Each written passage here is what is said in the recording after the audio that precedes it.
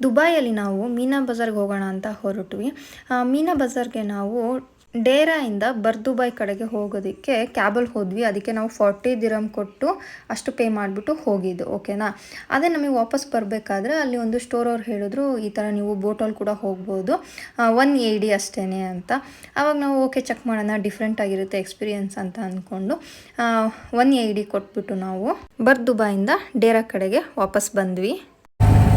ಕ್ಯಾಬಲ್ಲಿ 40 ದಿರಮ್ ಏನೋ ಕೊಟ್ಬಿಟ್ಟು ಹೋದ್ವಿ. ಅವಾಗ ಇಷ್ಟೊಂದು ಖುಷಿ ಆಗಿಲ್ಲ. ಇಲ್ಲಿ 1 ದಿರಮ್ ಕೊಟ್ಬಿಟ್ಟಿದ್ರೆ ಫೋಟೋಲ್ಲಿ ಹೋಗ್ತಿರೋದಂತೂ ಚೆನ್ನಾಗಿದೆ. ಒಳ್ಳೆ ಸಣ್ಣ ಗಾಡಿ ಬರ್ತಿದೆ ಅಲ್ವಾ, ಫೀಲ್ಸ್ ಆಯ್ತಾ, ಚೆನ್ನಾಗಿದೆ. ಯಾಕೆ ನಮ್ಮ ಶಾಪವ್ರು ಹೇಳಿದ್ದಕ್ಕೆ ಗೊತ್ತಾಗಿದ್ದಿಲ್ಲ ಅಂದರೆ ನಮ್ಗೆ ಗೊತ್ತಾಗ್ತಿಲ್ಲ. ಮತ್ತೆ ನಾವು ಟ್ಯಾಕ್ಸಿನಲ್ಲೇ ಹೋಗ್ತಾ ಇದ್ವಿ. ಅವ್ರು ಹೇಳಿದ್ದಕ್ಕೆ ನಮ್ಗೆ ಗೊತ್ತಾಗಿ ಬಂದ್ವಿ. ಚೆನ್ನಾಗಿದೆ. 1 ದಿರಮ್ ಕೊಟ್ಬಿಟ್ಟು ಈ ಸೈಡಿಂದ ಆ ಸೈಡ್ ಹೋಗ್ತಾ ಇರೋದು. ಸೊ ನೀವು ಯಾರಾದರೂ ದುಬೈಗೆ ಹೋದಾಗ ಡೇರಾ ಟು ದುಬೈ ಅಥವಾ ದುಬೈ ಟು ಡೇರಾ ಈ ರೀತಿ ಓಡಾಡಬೇಕು ಅಂದರೆ ಹೋಗಿ ಬರಬೇಕು ಅಂತ ಏನಾದರೂ ಪ್ಲ್ಯಾನ್ ಮಾಡ್ಕೊಂಡಿದ್ರೆ ಈ 180 ಬೋಟ್ ರೈಡ್ನ ಟ್ರೈ ಮಾಡಿ, ಓಕೆನಾ. ಎಕ್ಸ್ಪೀರಿಯನ್ಸ್ ಅಂತೂ ತುಂಬಾ ಚೆನ್ನಾಗಿರುತ್ತೆ.